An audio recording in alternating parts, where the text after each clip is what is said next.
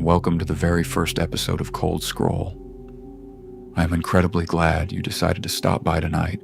It seriously means the world to have you here at the absolute beginning of this journey.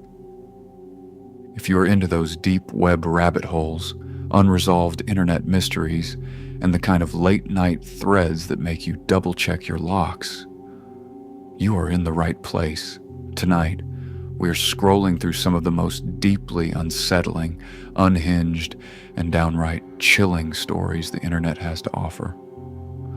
So do me a huge favor. Hit that subscribe button, leave a like to help feed the algorithm, and then go ahead and get comfortable. Grab a drink, grab a snack, and let's dive into our very first thread. The Ring camera. I've lived alone in this house for 3 years. It's an old craftsman style at the end of a dead-end street. The kind of place where you notice when a car drives by, because it only happens maybe twice a day. I never used to be a paranoid person. But 6 months ago, after a string of break-ins a few neighborhoods over, I did what everyone does. I bought a smart doorbell camera. You know the type. Senses motion, sends a push notification to your phone, saves a 15-second clip to the cloud. For the first few months, it was completely mundane. A stray cat, the delivery guy, a tree branch catching the wind until 2 weeks ago. It started on a Tuesday. I woke up at some random hour of the night, thirsty. I reached for my phone on the nightstand to check the time. It was 2:16 a.m. There was a notification on my screen from the camera app. Motion detected at the front door. The timestamp on the alert read exactly 2:14 a.m. Now, I don't usually look at the middle of the night alerts. It's always a moth flying too close to the lens, but for some reason, that night the house felt too quiet, too heavy. I tapped the notification and waited for the video to buffer. The camera has a wide-angle fisheye lens. It distorts things slightly at the edges, and the night vision turns everything into a grainy black and white landscape of stark whites and deep, bottomless shadows. When the clip loaded, I expected to see an empty porch. Instead, someone was standing right in the center of the frame. My breath caught in my throat. They were standing so close to the camera that their face filled the upper half of the screen. They weren't moving. They were just staring directly into the lens. I blinked, squinting at the screen, trying to make out their features. The person was wearing a dark, oversized hoodie. A hoodie with a very specific, slightly faded logo on the chest. My stomach did a slow, violent flip. I looked down at myself, sitting under the covers. I was wearing that exact hoodie, the one I'd bought at a concert 3 years ago, the one with the bleach stain on the left cuff. I looked back at the screen. The figure in the video had the same bleach stain. And then the figure moved. They reached up with their right hand, pushing the hood back. It was me. It wasn't a twin. It wasn't someone who looked similar. It was me. Every line of my face, the way my hair parted, the exact shape of my nose, but the expression was wrong. The eyes were wide, completely unblinking, and the mouth was set in a flat, vacant, dead line. In the video, the version of me on the porch slowly reached into their pocket. They pulled out a ring of keys. My keys. I could tell by the ridiculous, oversized brass bottle opener keychain I'd carried since college. With agonizing slowness, they slid the key into the deadbolt. They turned it. On the video, I watched myself try to turn the doorknob, but it didn't budge, because every night before bed, I don't just lock the deadbolt. I flip the heavy manual security latch from the inside, a latch that can only be operated from within the house. The figure on the porch didn't look angry when the knob didn't turn. Their expression didn't change at all. They just stood there for the remaining 5 seconds of the clip, staring directly through the camera, directly at me. Then the video cut to black. I didn't sleep for the rest of that night. I convinced myself it was a hallucination, a vivid, waking nightmare. Or maybe a highly sophisticated prank, a deep fake. But who would do that? Who even had access to my clothes, my keys, my face? The next day, I stayed up. I sat on my couch in the living room, staring at the front door. The heavy wooden door was only 10 feet away from me. I watched the clock on my phone, 2:11, 2:12, 2:13, 2:14 a.m. My phone buzzed in my hand. Motion detected at the front door. My heart was hammering against my ribs so hard it was painful. I didn't open the app. Instead, I stood up on trembling legs and crept toward the door. I didn't turn on the lights. I leaned forward, pressing my eye against the tiny glass peephole. Outside, the porch was flooded by the motion-activated floodlight. There was no one there. The porch was completely empty. I let out a shaky, hysterical laugh, wiping a bead of sweat from my forehead. I unlocked my phone and opened the live feed of the camera just to fully ease my mind. The live feed loaded. Through the screen of my phone, I saw myself standing on the porch. The floodlight was on.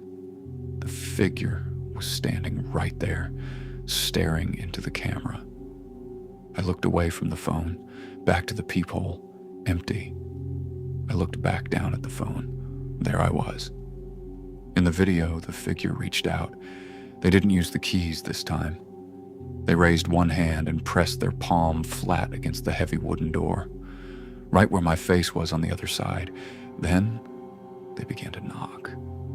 But the sound didn't come from the door in front of me. The house was dead silent. The sound came from the speakers of my phone. Thump, thump, thump.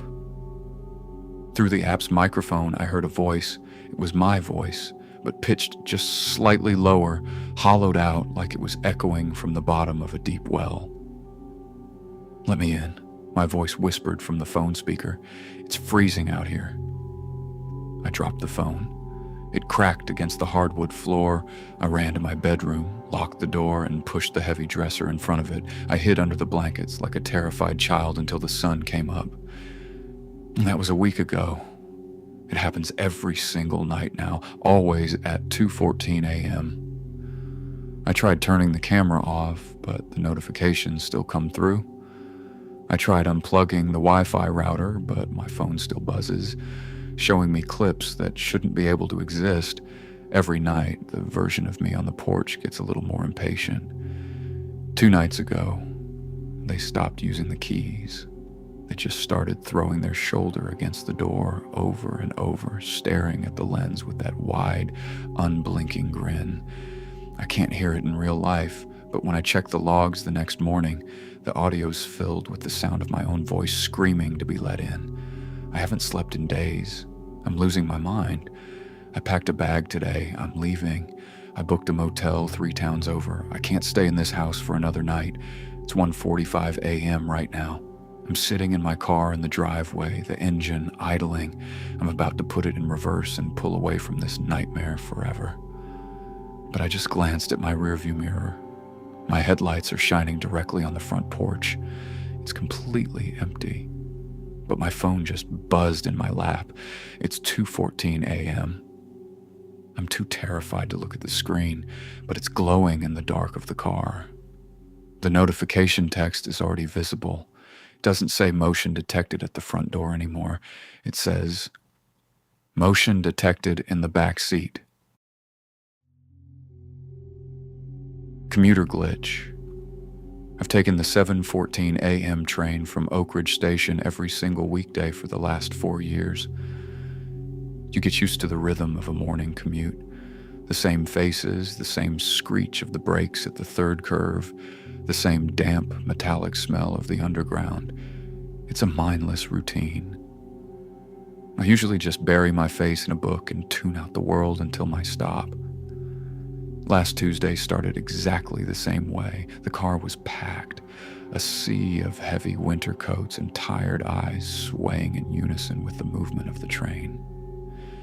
I was halfway through page 82 of a vintage thriller I'd picked up at a used bookstore when the train jolted violently over a rough patch of track.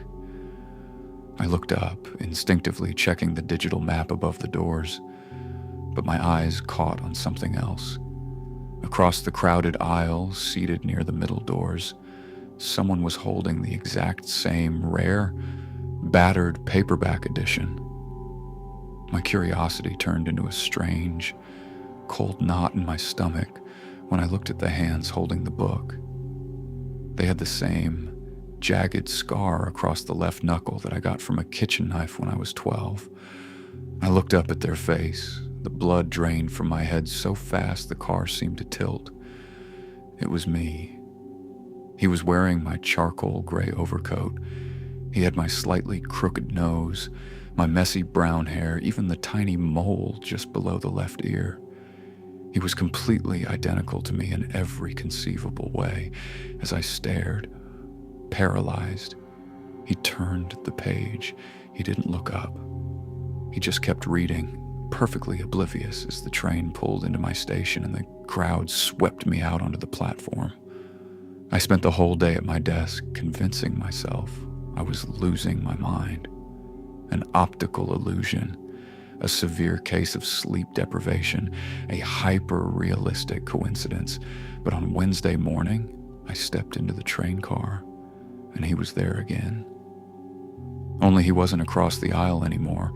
He was sitting in the row directly facing mine. He was reading page 104.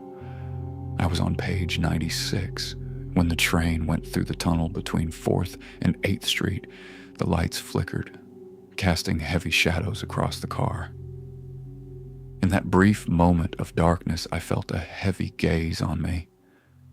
When the lights hummed back to life, he was staring straight at me. He gave me a tiny, knowing nod, and then went back to his book. By Thursday, the distance had shrunk again. He was sitting just 2 seats down from me on the same bench. I could smell the distinct, woodsy cologne I wear every morning. I wanted to scream, to grab him by the collar and demand to know what kind of sick game this was, but the rest of the commuters just sat there, glued to their phones, completely indifferent. To them, we were just 2 guys in gray coats. When I arrived at the office that Thursday, my assistant looked up from her computer and blinked in confusion. She asked me why I had gone back down to the lobby to change my tie. I hadn't. I had been at my desk for 2 hours. Friday morning was a waking nightmare. The train was less crowded than usual. I took my seat, and a second later, he sat down right next to me. Our shoulders brushed. The fabric of his coat felt exactly like mine. I froze, staring straight ahead, terrified to look to my left. Out of the corner of my eye, I watched him reach into his pocket and pull out a phone. My phone. The lock screen was a photo of my childhood dog. He tapped in my passcode, opened my messaging app, and began typing. That evening, I went to a local bar to meet up with a few friends from college. When I walked up to our usual booth, they were already laughing, clinking their glasses together. Sitting in the center of the booth, telling a story about a bad client I'd dealt with earlier that week, was him. I stood at the edge of the table, my heart hammering against my ribs. I opened my mouth to shout, but before I could make a sound, one of my oldest friends looked right past him, caught my eye, and frowned. He asked me who I was and told me that the booth was reserved for their group. They didn't recognize me. They looked at my face and saw a stranger. They looked at him and saw me. It is Monday morning now. I didn't sleep this weekend. I stayed locked in my apartment, watching the door, but nothing came. I realized I couldn't hide forever. I had to face it. So I walked to Oak Ridge Station. I waited on the platform. The 7:14 a.m. train pulled up, the doors slid open, and I stepped inside. The car is completely empty today, except for one seat. He is sitting in the exact middle of the bench. The book is closed in his lap. He finished it. There's only one empty seat left in the entire car. It is the seat directly next to him. As the train begins to move, accelerating into the dark tunnel ahead, he slowly turns his head toward me. He smiles, shifts over just an inch, and pats the empty cushion beside him. The old photo. I've never cared much for family history. My lineage has always felt like a dry, dusty textbook I had no interest in reading. But when my grandfather passed away last month, he left me a single, heavy wooden crate. Inside, buried beneath layers of yellowed newspapers and moth-bitten wool blankets, was a leather-bound photo album from the 1950s. The album itself was typical at first. Black and white snapshots of stern-faced ancestors standing in front of boxy cars, birthdays with lumpy frosted cakes and faded holiday gatherings. I flipped through the pages mindlessly, barely registering the faces. Then, I turned to the very last page. Tucked into the corner tabs was a photograph that didn't quite fit. Unlike the others, which were slightly faded and worn at the edges, this one was crisp and perfectly preserved. It captured a dinner party inside a beautifully decorated mid-century dining room.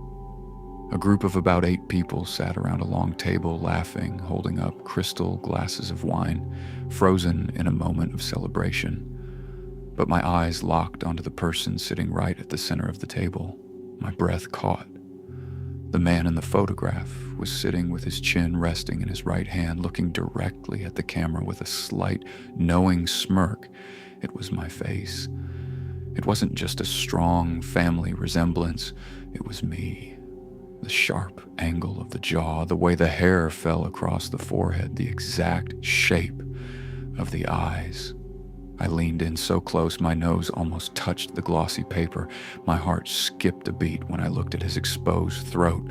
Just an inch below his collarbone, on the right side, was a dark, jagged birthmark shaped vaguely like a crescent moon. I reached up with a trembling hand and touched the exact same birthmark on my own neck. I took the photo out of the album, turning it over. Written on the back in elegant, faded fountain pen ink was a date and a location.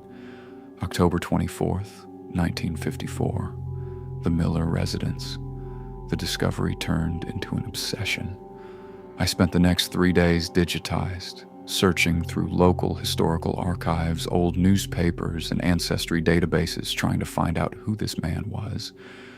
My grandfather's records didn't list any uncles or cousins who looked like that, and nobody named Miller was in our family tree.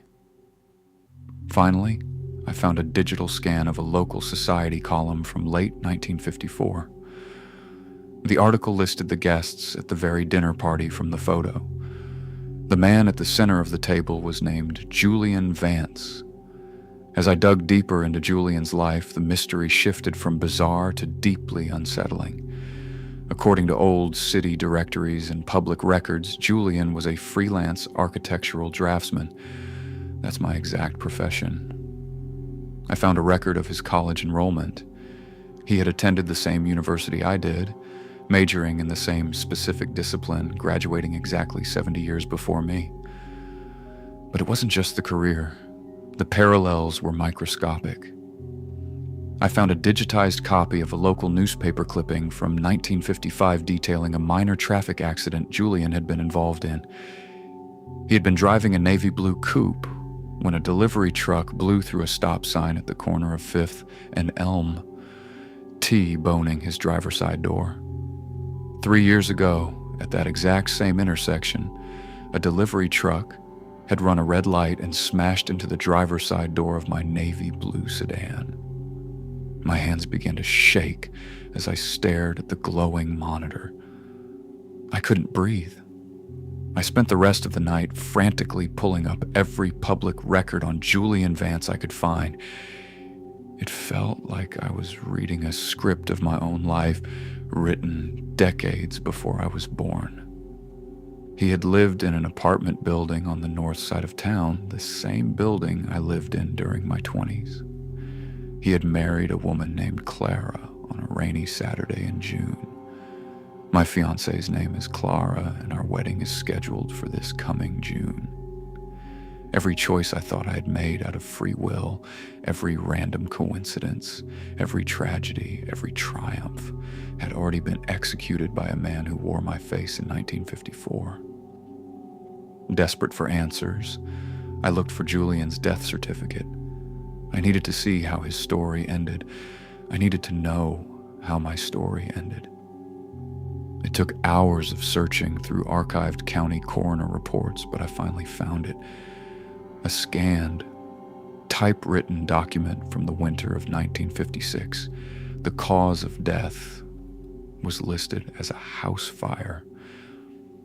According to the report, Julian had become obsessed with a strange historical artifact he had found in his attic. A diary from the late 1880s belonging to a man who looked exactly like him. The report noted that Julian had cut off all contact with his friends and family, spending his final weeks locked in his study, frantically trying to unravel the mystery of his own identity. The fire had started late at night, completely consuming the house, with Julian inside. The date of his death was typed in stark black ink at the top of the page. October 24th, 1956, exactly 2 years to the day after that dinner photo was taken. I sat back in my chair, the silence of my apartment suddenly feeling incredibly heavy, suffocating. I slowly turned my head to look at the desk calendar sitting next to my computer. Today is October 24th. A cold dread washed over me as I realized I had spent the last 3 days completely isolated, ignoring calls from Clara, ignoring my friends, entirely consumed by the photo album. Suddenly, the lights in my apartment flickered. From the hallway outside my study, I heard the distinct, sharp hiss of a radiator pipe bursting, followed instantly by the thick, sweet smell of smoke drifting under the door. Smart mirror. I've always been the kind of guy who needs the latest tech the second it drops. My house is completely automated. Lights, locks, thermostat, coffee maker, all controlled by voice or phone.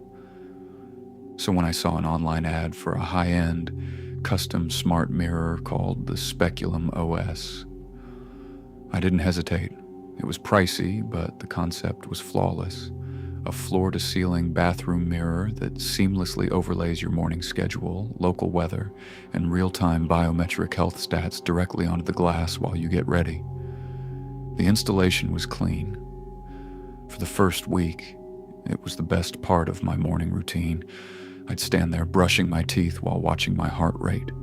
Sleep quality scores and daily calendar populate in crisp white text around my silhouette. The first glitch happened on a Thursday morning. I was spitting into the sink, and as I raised my head, I caught a brief, unsettling sensation of movement out of the corner of my eye. It felt like a visual echo. I frowned, staring directly at my reflection. I blinked. The reflection blinked back, but there was a minuscule, microscopic delay. A split second of lag, like a video call on a poor connection. I rubbed my eyes, chalking it up to morning grogginess. It's just a piece of glass with a high-definition display behind it, I told myself. Maybe the facial tracking software was having a hard time rendering the feed through the steam from the shower. I restarted the mirror's operating system from my phone and went to work. By the second week, the lag became undeniable. And it was no longer just a fraction of a second. On Tuesday night, I went to wash my face before bed. I splashed warm water on my skin, grabbed a towel, and thoroughly dried my face. When I dropped the towel and looked up, the reflection in the glass was still bent over the sink, hands cupped, splashing water. I froze, my breath catching in my throat.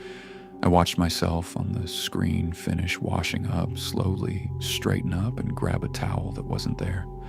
A heavy, suffocating silence filled the bathroom. Then the reflection dropped its hands and looked straight into my eyes. The movement was perfectly fluid now. No lag, no stuttering. It was entirely desynchronized. I backed away from the sink, my heart hammering against my ribs.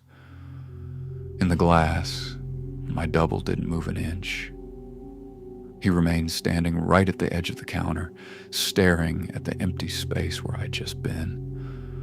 The biometric data on the glass was malfunctioning wildly, the heart rate monitor spiking to 140 beats per minute.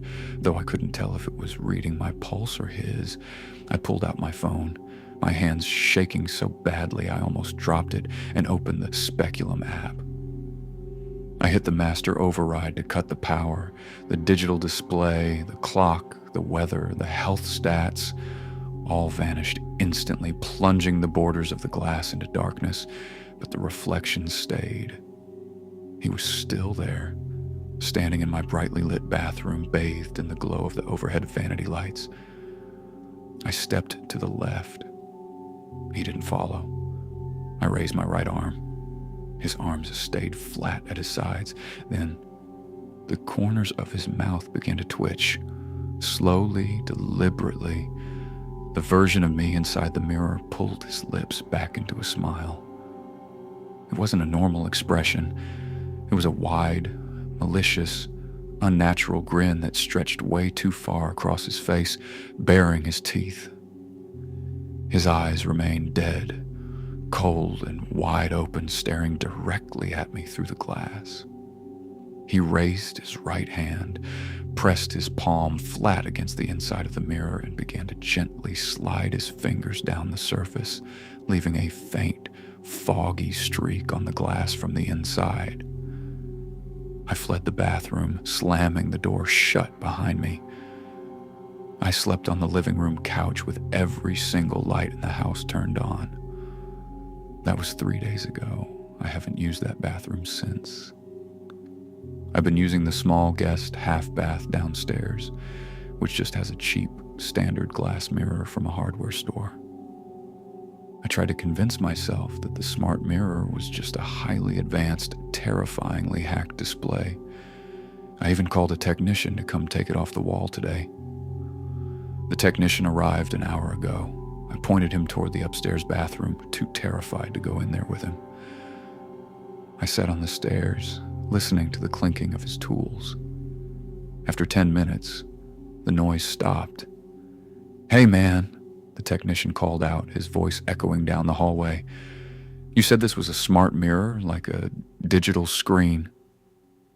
"Yeah," I shouted back, my voice tight. "The Speculum OS. I don't know what kind of scam you bought online," he said, stepping out into the hallway with a confused look on his face. "But I just took it off the wall. There's no wires, no batteries, no computer components behind it. It's just a heavy, solid sheet of regular silvered glass." My stomach dropped into a cold, bottomless void. "And honestly, buddy," the technician added, wiping a hand down his shirt, "you might want to get your ventilation checked. The mirror is totally clear, but someone drew a massive, creepy-looking smiley face in the fog on the back of it." The late night shift. I've worked the solo data entry night shift at the Apex Zenith building for 8 months. It's a massive, 15-story corporate monolith made entirely of steel and tinted glass. From 10 p.m. to 6 a.m., the place is a ghost town. The air conditioning hums a low, mechanical drone, and the motion-activated fluorescent lights only click on in the specific zone you're standing in, leaving the rest of the floor cast in pitch blackness. My workstation is on the 12th floor, positioned right near the sprawling, floor-to-ceiling glass windows that overlook the city skyline. But at 3 a.m., the city lights below are sparse, turning the massive glass panes into a giant dark mirror reflecting the empty interior of the office. Last night, around 3:15 a.m., I stood up from my cubicle to stretch my legs and walk to the break room for a coffee. The floor was dead silent, save for the rhythmic squeak of my sneakers on the polished linoleum.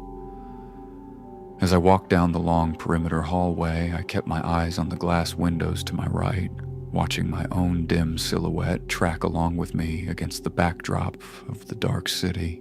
Then, I stopped to adjust my collar. My reflection didn't stop. A cold jolt of adrenaline shot straight to my heart. I froze, staring at the window. My reflection had continued walking for 3 more paces before it abruptly halted. It didn't look startled. It slowly turned its body around, facing the glass, and stared directly out at me. I backed away a step, my breath catching in my throat. In the reflection, the version of me stayed perfectly rooted to the spot.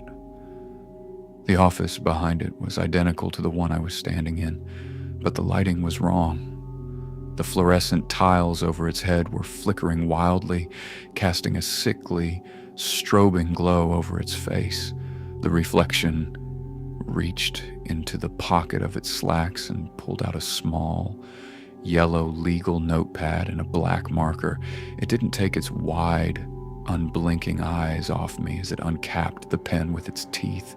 With slow, deliberate movements, it wrote a single number on the top page in thick, jagged strokes. It held the notepad up against the glass. 10 o'clock. I let out a shaky breath, stumbling backward until my spine hit the fabric wall of a cubicle. I blinked hard, thinking my eyes were playing tricks on me after staring at a monitor for 5 hours. When I looked back, the reflection was gone. The glass just showed the empty hallway and the distant, blinking red light of a radio tower miles away. I practically sprinted back to my desk, locked my computer screen, and counted down the minutes until my shift ended. I didn't leave my chair.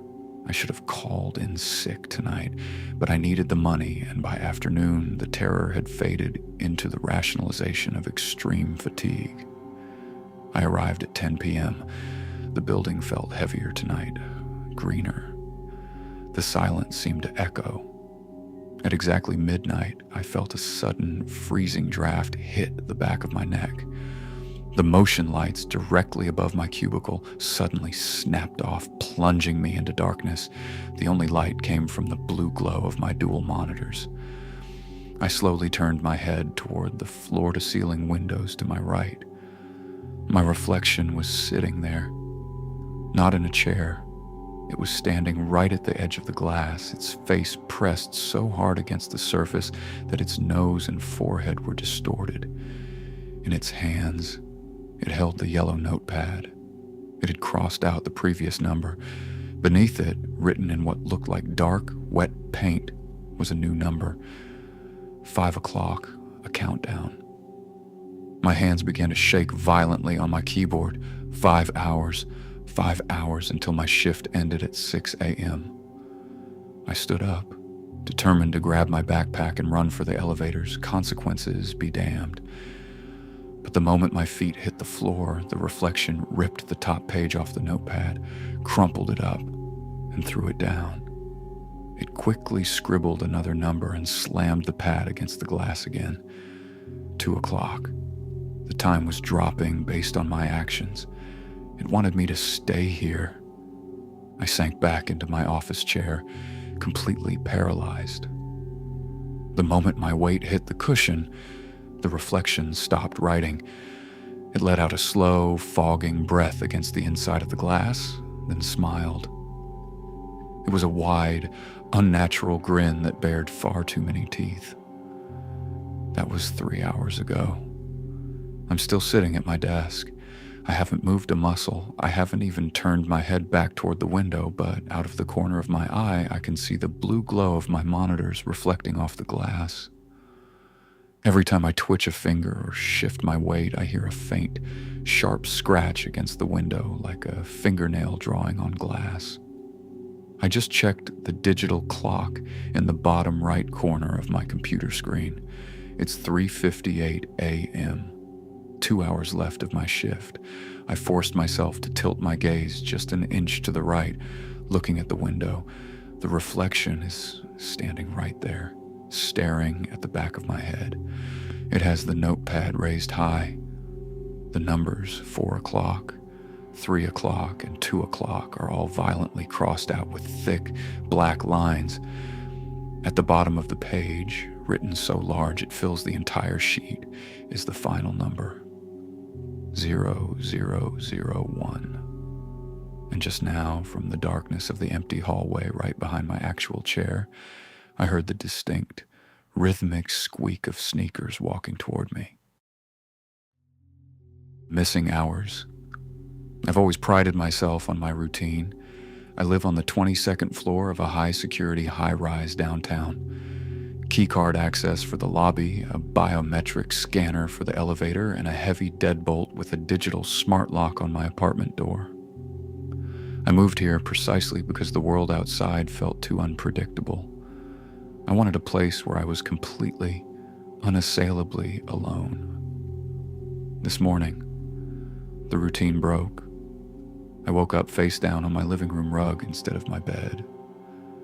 The absolute first thing I felt was a blinding, localized spike of pain right behind my eyes. A pounding headache, so intense it made me nauseous. I stumbled to my feet, blinking against the bright morning light spilling through the floor-to-ceiling windows. I checked my watch. 10:14 a.m. My stomach dropped. I always wake up at 7 a.m., no exceptions. My phone, which usually sits on my nightstand, was lying face down in the middle of the kitchen island. I picked it up and tapped the screen. The battery was at 4%. I checked my digital lock logs first. No entries since I locked up at 11 p.m. last night. No windows were open. The security latch was still flipped. But 3 hours of my life were completely gone.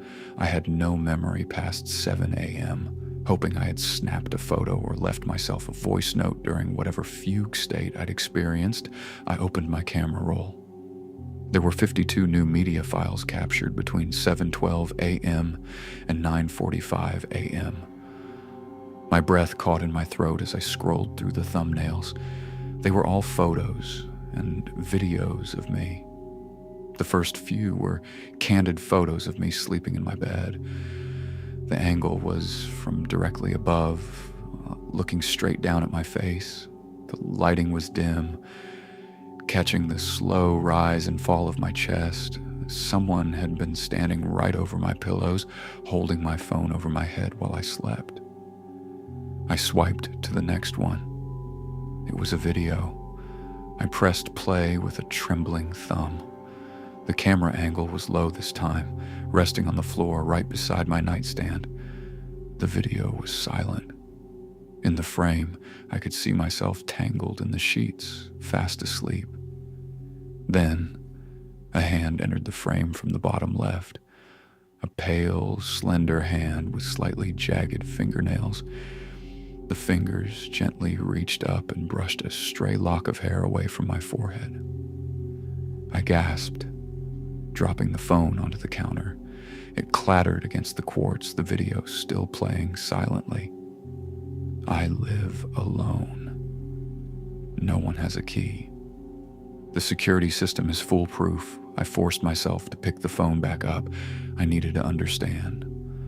I scrolled further down, my heart hammering against my ribs so violently it was painful. The photos grew more frantic, taken from angles all over my bedroom, from the inside of my closet, peeking through the slatted doors, from the top corner of the bookshelf, from under the bed, looking up at the edge of the mattress.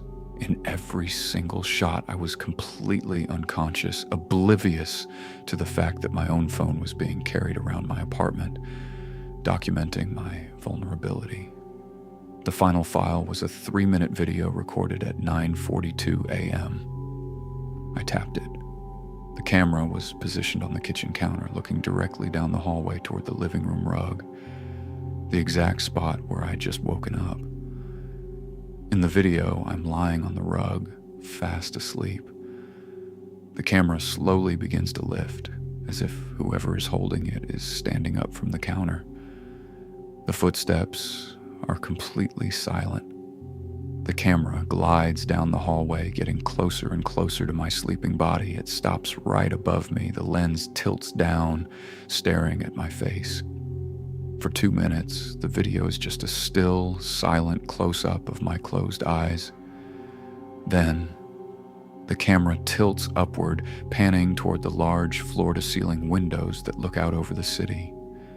The glass is highly reflective in the bright morning sun. As the camera aims at the window, the reflection of the person holding the phone comes into sharp focus. It's me. I'm standing there, holding the phone, staring blankly back into the lens. My expression is completely hollow, my eyes wide and dead, devoid of any spark of life.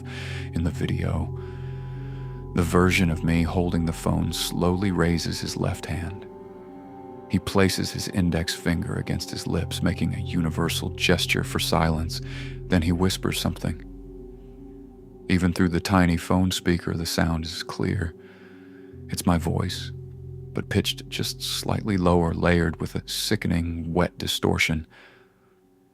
"See you at 7, my voice whispers. The video ends. I am standing in my kitchen right now, staring at the blank screen of my phone. The headache behind my eyes is flaring up again, sharper this time. And as I look down at my left hand, I notice a thin, dark line of dried blood caked underneath my jagged fingernails. Sick leave. I've had a clean track record at Apex Consulting for 3 years. I don't miss deadlines, I don't show up late, and I definitely don't call out sick. But when I woke up this morning at 6 a.m., a blinding, localized spike of pain slammed into the right side of my head. A textbook migraine. My vision was swimming with jagged, flickering auras, and the ambient light from my bedroom window felt like a physical weight pressing behind my eyes. I couldn't even look at my phone screen without nausea hitting me. I blindly typed out a quick, apologetic email to my department head, Arthur, letting him know I was completely incapacitated and wouldn't be able to lead the Q3 client pitch downtown at 11 a.m. I shut off my phone, pulled the curtains shut, and buried my face under a pillow in the dark. I spent the next several hours in a miserable, semi-conscious limbo, drifting between agonizing pain and feverish dreams. By 3:30 p.m., the shadow of the migraine finally began to lift. The throbbing eased into a dull, manageable ache. I sat up, rubbed my eyes, and reached for my phone on the nightstand to check the fallout of missing the biggest presentation of my career. I expected an inbox full of panicked emails from my team or a stern, disappointed note from Arthur about losing the account. Instead, the very first unread email at the top of my inbox was from Arthur himself. The subject line read, "Incredible work today." I frowned, the lingering ache behind my eyes flaring slightly as I tapped the notification. David, I have to admit, when you sent that email this morning saying you were sick, I was terrified. But whatever miracle cure you found, thank God for it. That was an absolute masterclass in the boardroom today. The client was completely blown away by your presentation. Frankly, it was flawless. You spoke with a level of confidence and charisma I've never seen from you before. You just secured the largest account in company history. Take the rest of the week off. You've earned it. I sat frozen on the edge of my bed, the silence of my apartment suddenly feeling incredibly heavy. I reread the email 3 times. My hands began to shake against the glass screen. When you sent that email this morning, Arthur acknowledged my sick call, which meant he knew I wasn't supposed to be there. But then he saw me. I frantically opened my laptop and logged into the company's internal network. I went straight to the shared team drive for the Q3 pitch. There, Sitting in the recent uploads folder was a video file labeled Q3_pitch_record_boardroom A. The company automatically records all major client presentations for compliance and training. I clicked play with a trembling finger. The camera angle was wide, capturing the long, polished mahogany table of the downtown boardroom. Arthur and the rest of the executive board were lined up on the left. The clients sat on the right. And standing at the head of the table, clicking through the slide deck, was me. My breath caught in my throat. It was my exact face, the same sharp angle of the jaw, the same messy hair, the same slight slouch in the shoulders. He was wearing my tailored charcoal suit, the one currently hanging in my closet just 10 feet away from me. But as I watched him speak, a cold dread began to coil tightly in my stomach. The presentation was indeed flawless. He navigated the data with an effortless, predatory grace. He laughed at the client's jokes at the exact right moments, his voice perfectly matching my cadence, yet pitched just a fraction of a degree smoother. It was a version of me completely stripped of my usual nervous tics. No stuttering, no adjusting the collar, no scanning the room with anxious eyes. He was me, but better. An optimized, superior replacement. I leaned closer to the monitor, my heart hammering against my ribs so hard it was painful. I looked for a glitch, a seam, a sign of a deep fake, or some elaborate corporate prank. But it was raw, high-definition footage. Right before the video ended, the client stood up to shake his hand. The double smiled warmly, nodding in gratitude, but as he pulled his hand back, he didn't look at the client anymore. He turned his head slowly, looking directly into the fixed security camera mounted in the corner of the ceiling. He stared straight through the lens, straight at me. His warm, charismatic smile twisted into something flat, vacant, and dead. He raised his right hand to his tie, adjusting it with a slow, deliberate movement. As he did, his sleeve shifted up, exposing his wrist. Caked underneath his fingernails was a thin, dark line of dried blood. He gave the camera a single, knowing nod, and the video cut to a static black screen. I sat back in my chair, the sweet, heavy smell of ozone suddenly filling my quiet apartment. My phone buzzed in my lap, a new notification lighting up the screen. It was a calendar invite for Monday morning, sent from my own work account. The title of the meeting, Transition of Duties. Dashcam feed. I've always hated driving Route 9 after midnight. It's a desolate stretch of two-lane highway cut directly through miles of dense, suffocating pine woods, completely devoid of streetlights. When the sun goes down, the trees seem to press right against the asphalt, absorbing your headlights and leaving you in a tunnel of absolute blackness. Tonight, my worst-case scenario happened. About 40 miles out from the nearest town, my engine began to sputter.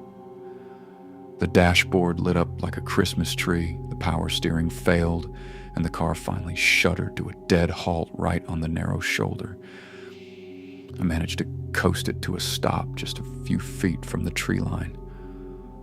I sat there in the sudden, heavy silence, the only sound being the ticking of the cooling engine. I called a roadside assistance service, but the operator told me it would be at least 2 hours before a flatbed could reach my location. The woods outside my windows were pitch black. Every time the wind blew, the pines swayed, casting long, shifting shadows across my hood. To distract myself from the creeping paranoia, I reached up and unclipped my front-facing dashcam. I plugged it into my phone via the media cable to review the last hour of driving, just to see if I could spot when the engine had started to fail. The app loaded, and I began scrolling back through the saved video files.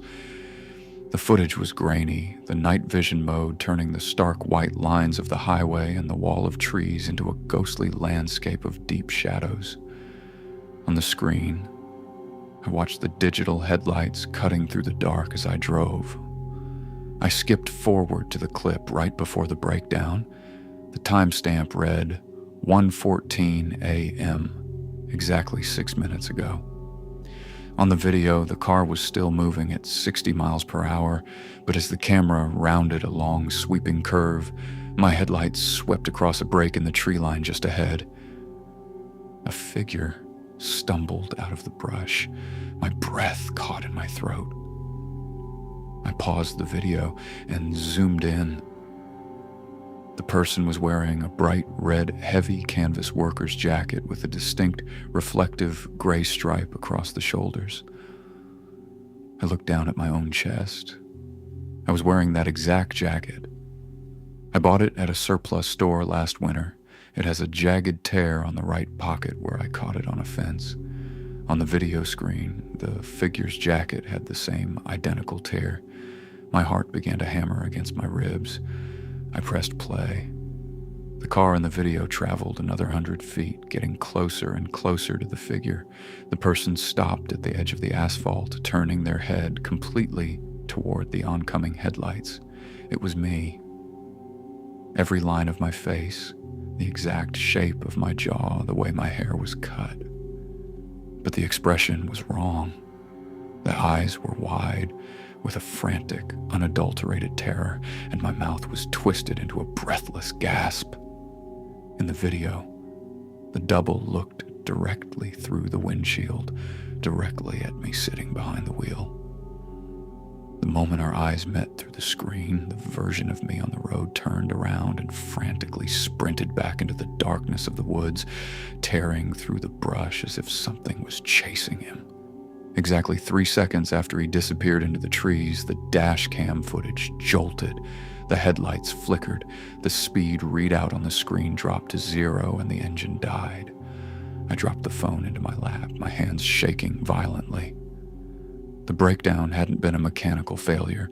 It happened the exact moment I crossed paths with myself. A suffocating, freezing silence filled the cabin of the car. I sat completely frozen, terrified to look out the windows, terrified to breathe. If that was me running into the woods 6 minutes ago, what was he running from? Suddenly, a heavy thud rattled the roof of my car. The metal groaned under the weight of something shifting directly above my head.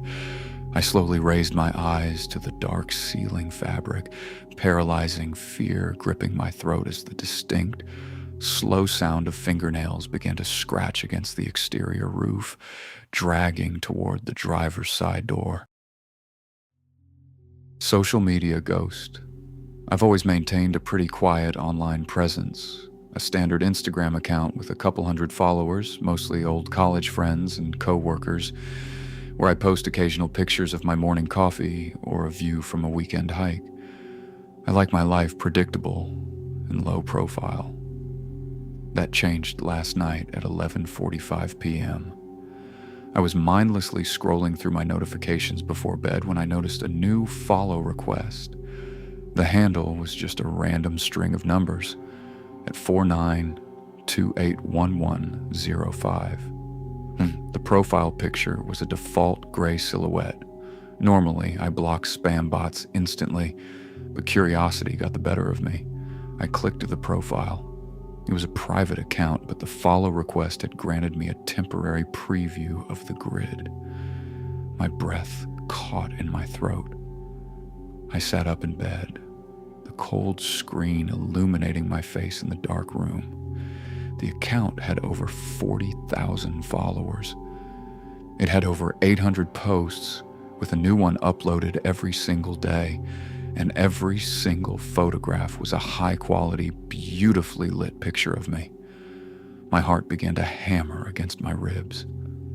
I scrambled to zoom in on the most recent photo, uploaded just 3 hours prior. The man in the photo had my exact face. The sharp angle of the jaw, the slight asymmetry in the smile, the faint scar just above the right eyebrow from a childhood fall. It was an absolute, flawless double. But everything else about the image was completely wrong. He was standing on the rooftop terrace of a luxury penthouse downtown, wearing a perfectly tailored charcoal suit. I don't own a suit like that. He was holding a glass of expensive champagne, laughing warmly with a group of attractive, affluent-looking people. I didn't recognize a single one of them. I frantically scrolled down the grid, my thumbs shaking against the glass. The account was a meticulously documented archive of a parallel life. There were photos of my double giving a keynote speech at a major tech conference. Photos of him stepping out of a sleek, black sports car. Photos of him vacationing on a rocky, sun-drenched European coastline, arm in arm with a stunning brunette. It wasn't a collection of deep fakes. The lighting, the textures, the candid sweat on the skin, it was entirely real. He was living a highly successful, glamorous version of my existence, a version where every risk I had ever feared taking had paid off flawlessly. Nausea rolled through my stomach as I looked closer at the dates. One photo from last winter showed him celebrating a massive promotion at a high-end steakhouse downtown. The timestamp on the post was December 14th. That was the exact day I had been laid off from my corporate job and spent the evening crying into a cardboard pizza box in my cramped, drafty apartment. Another post from 2 years ago showed him purchasing a beautiful, mid-century modern home. The caption was just a single house emoji. The date matched the day my bank account had dropped into the negative, forcing me to move into the basement unit I currently rent.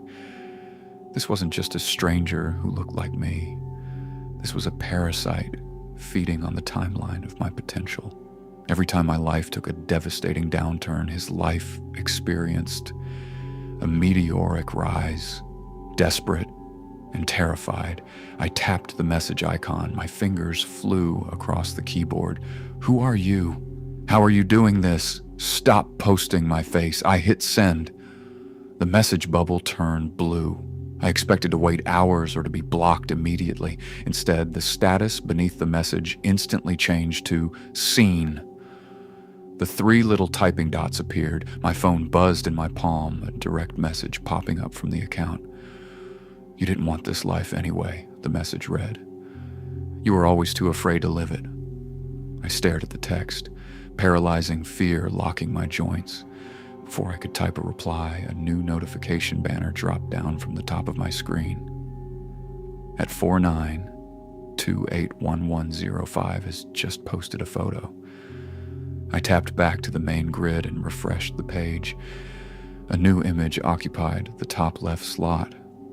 The photo was taken from a low angle looking up from the floor. The lighting was dim, casting long, sharp shadows across the room. In the center of the frame was a familiar, battered thrift store dresser and a mismatched nightstand. It was my bedroom. And sitting right in the middle of the bed, staring wide-eyed and terrified directly at the camera with a glowing phone in his hands, was me. Through the phone speaker, a soft, automated chime echoed into the quiet apartment, the distinct sound of a direct message being read. But the sound didn't come from my phone. It came from the dark, empty hallway just outside my bedroom door. Twin paradox. I've been an only child my entire life. My parents were older when they had me, and they passed away in a car accident during my sophomore year of college. I have no aunts, no uncles, and no sprawling family tree to lean on. For the last 10 years, my world has been small, quiet, and completely solitary. I know exactly who I am, and I know exactly who I lost. That certainty shattered at 11:34 p.m. last night. I was sitting on my couch, winding down for bed, when a message request popped up on my personal Facebook account. It was from a name I hadn't thought about in 15 years, Mrs. Gable. She was our next-door neighbor back when I was a kid growing up in Ohio. A sweet, slightly nosy woman who used to bake zucchini bread and watch me play in the front yard. I tapped the message, expecting a nostalgic, "Hope you're doing well" note. Instead, her message read, "Hi, sweetie. You won't believe who I ran into today. I moved down to Savannah, Georgia last year, and I was just picking up some groceries at the Publix on Abercorn when I saw your identical twin brother. I had no idea your parents kept secrets like that. He was so polite, though he seemed a bit rushed. I took a quick picture to send you before he hurried out to his car. Hope you two can reconnect." My throat went completely dry. A cold, heavy weight dropped into the pit of my stomach. I don't have a twin. I don't have a brother at all. I was a miracle baby, the result of a final, desperate round of IVF before my mother gave up.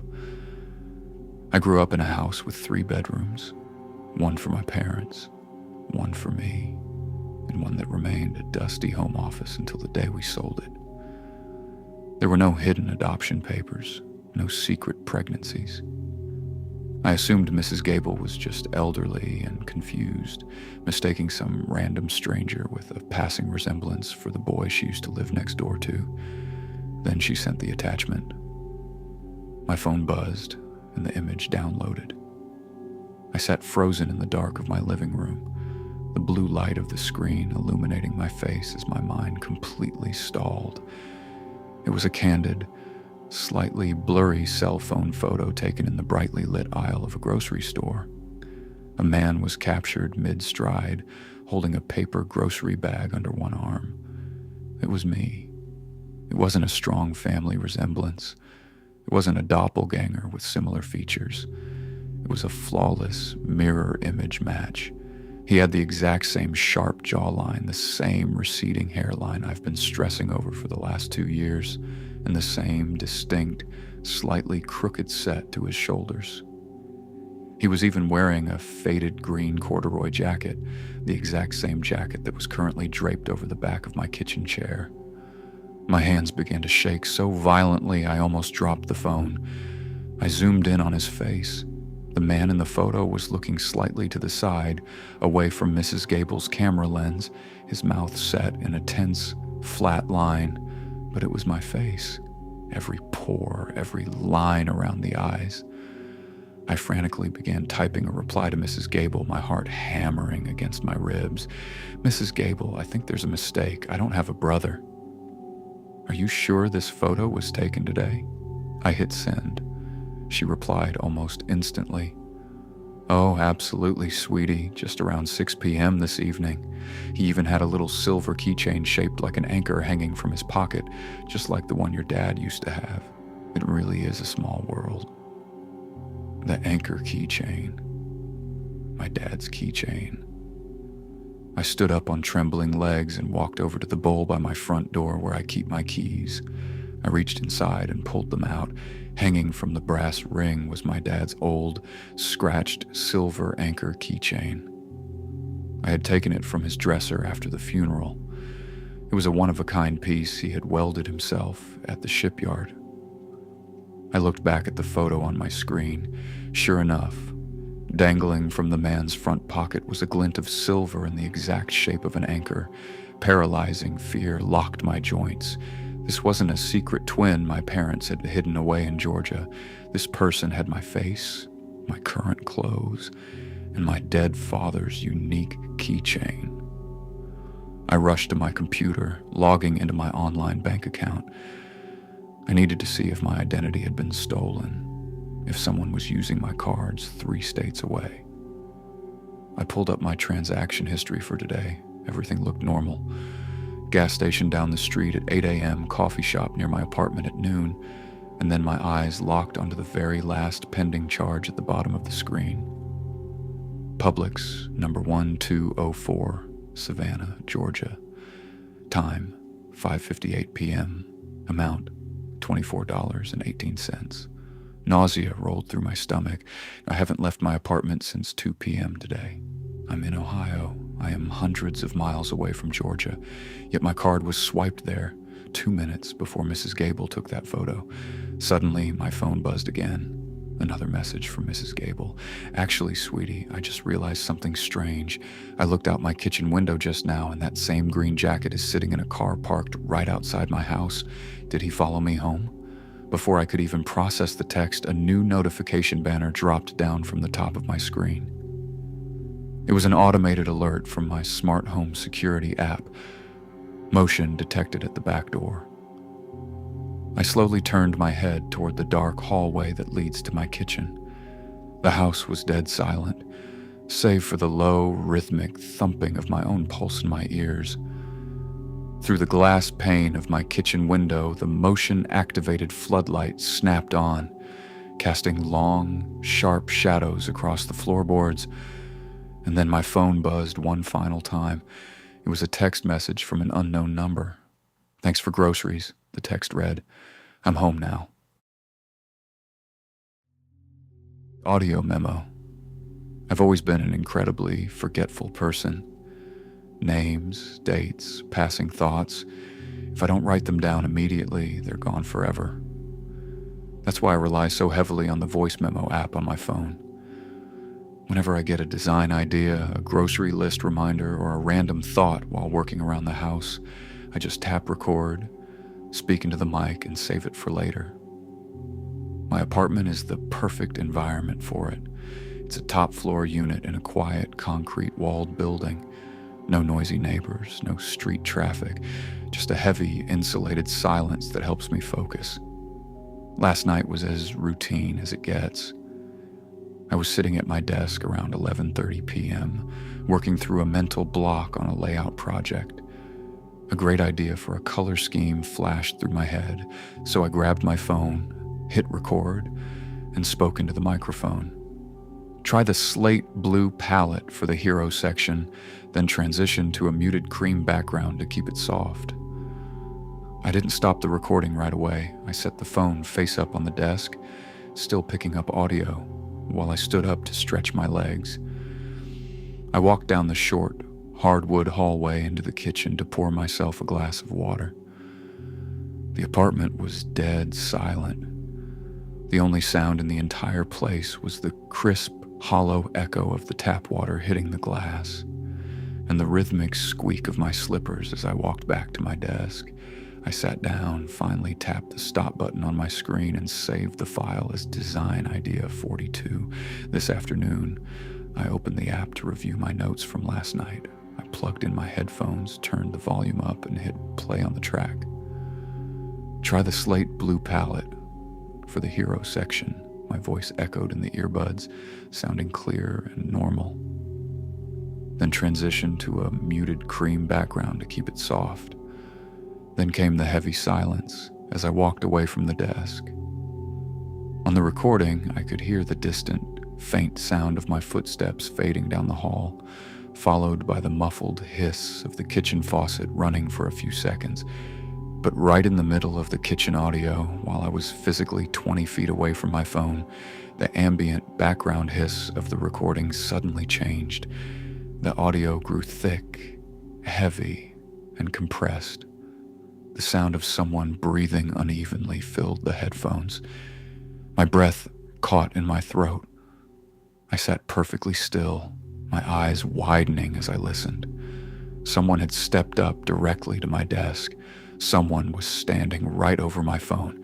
Then they leaned down into the microphone. When they spoke, a wave of cold, paralyzing dread washed over my body. The voice was mine. It wasn't just a close match. It was my exact cadence, my specific nasal tone, the slight elongation of my vowels. It was a flawless duplicate of my voice, but the delivery was entirely wrong. It was pitched just a fraction of a degree lower, hollowed out, and dripping with a sickening, venomous malice. "He thinks he's safe behind the deadbolt," my voice whispered intimately into my left earbud.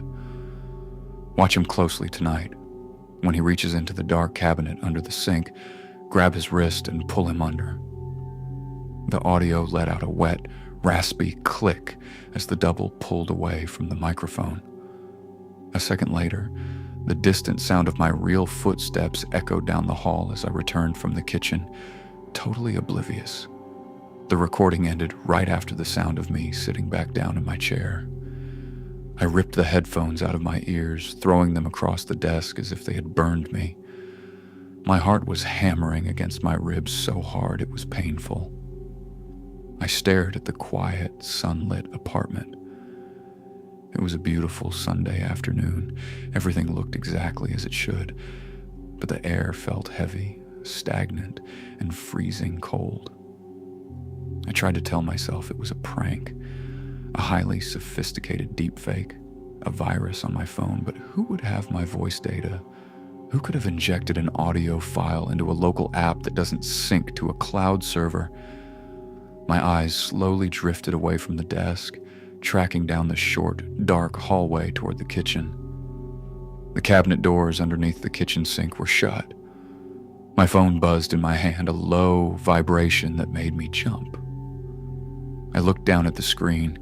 The voice memo app had spontaneously opened itself.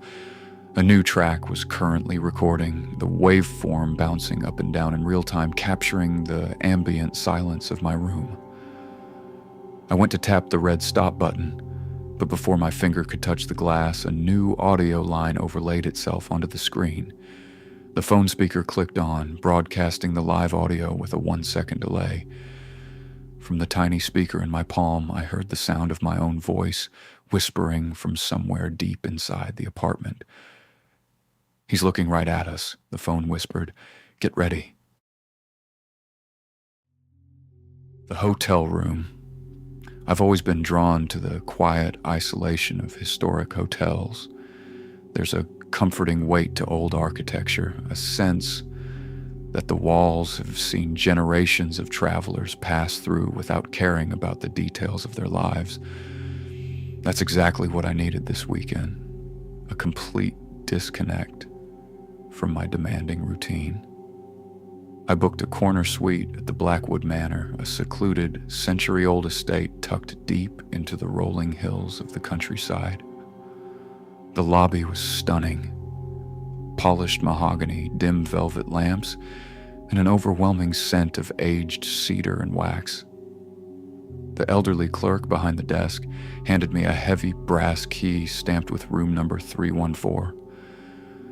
He gave me a polite, tightly practiced smile and told me to enjoy my solitude. I took the creaking birdcage elevator to the 3rd floor.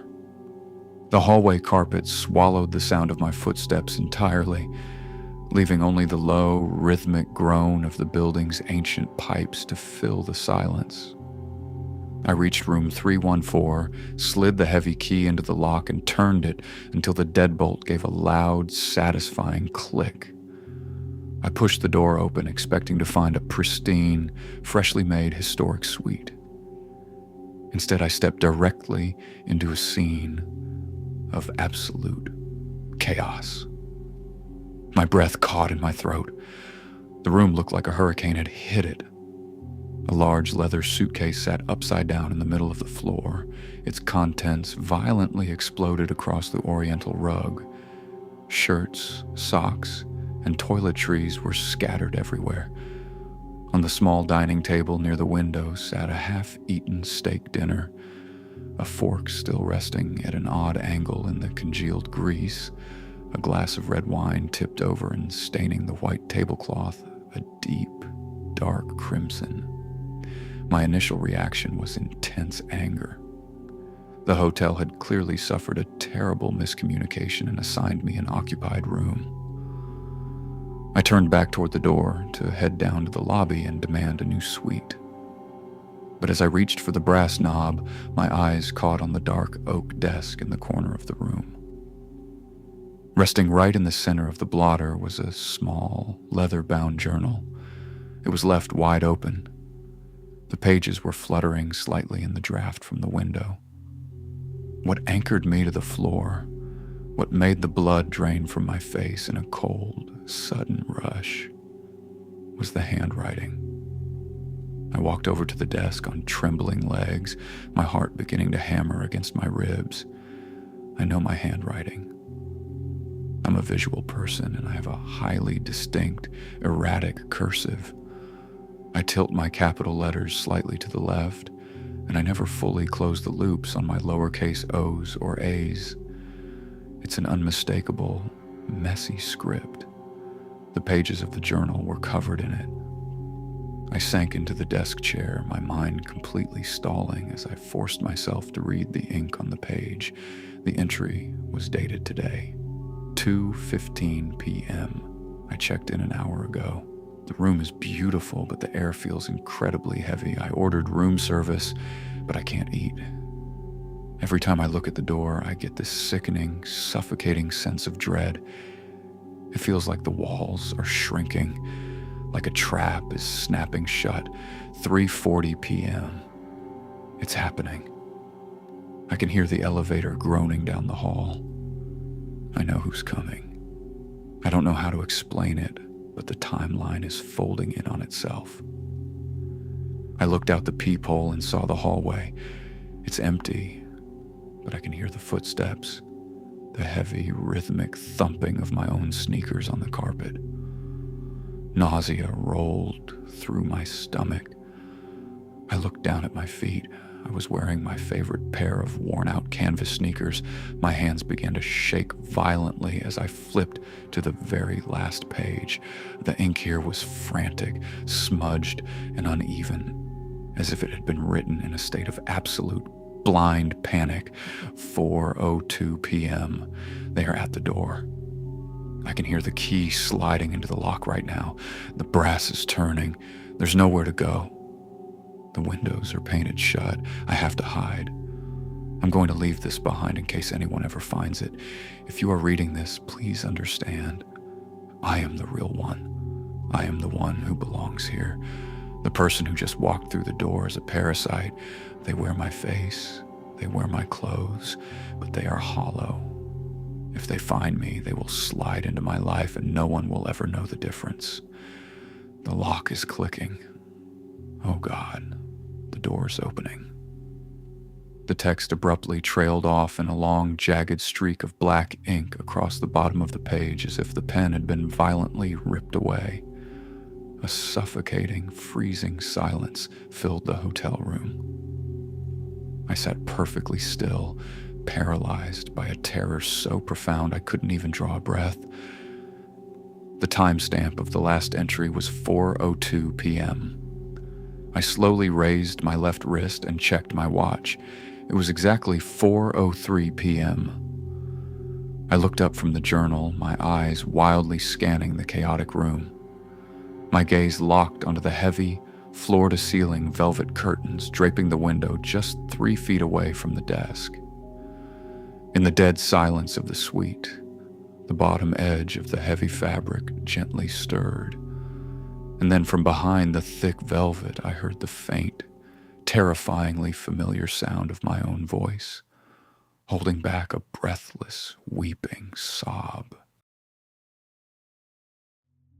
That brings us to the end of tonight's thread.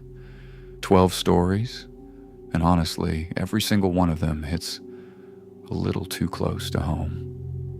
There's nothing quite like the absolute, skin-crawling dread of looking across a room and seeing your own face staring back at you. It makes you realize that the most terrifying monster out there might just be the one wearing your clothes. If these stories kept you up, or if you're currently staring at your own shadow a bit too closely right now, do me a huge favor. Hit that subscribe button, drop a comment letting me know which story gave you the worst chills, and smash that like button.